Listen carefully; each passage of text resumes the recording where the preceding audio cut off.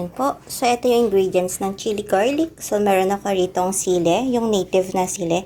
And I have here the bawang. So, ito yung gagamitin ko. So, ayan, nadikdik ko na po yung bawang ko. And then, ngayon naman, tatanggalan natin ng tangkay yung sile. And then, later, gagayatin ko siya. Hiwain lang sa gitna para hindi ganun kaanghang. Pag dinikdik kasi ay masyado na po siyang maanghang, kaya tanggalan po natin siya ng tangkay. Ito lang yung matitira, so tanggalan natin. Ang hirap, yan, ganon. Yan. So madami-dami pa po yung tatanggalan ko. So ayan, natanggalan ko na siya ng tangkay. So, ito na po lahat ng sili. And then, later po niyan, ay uugasan ko po muna.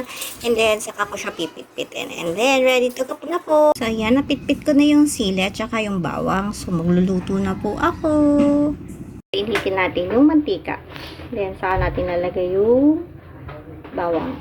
Ito ko na yung bawang. So, halu-haluin po natin. Lagay natin po natin yung sili. And then, mix-mix lang po natin hanggang sa maluto po siya later. Ayan. So, ayan na po. Nailagay ko na po yung sili at saka yung bawang. Then, yan. Kumukulo-kulo na siya.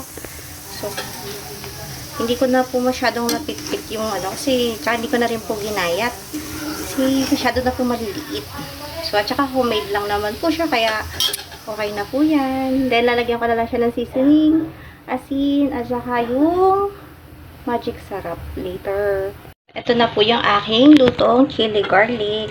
So, ito na po siya. So, luto na po siya. And ready na po siya to serve. So, I know, super anghang po. Kasi ang daming sili rather than bawang. So, yun lang. Oh, ito na yung finished product ko ng chili garlic. So, nabawasan na po yan. So, yan. Kitang-kita naman, buo-buo pa yung mga sili. So, yan na yung pakinabang ng aming sili sa labas. Thank you for watching!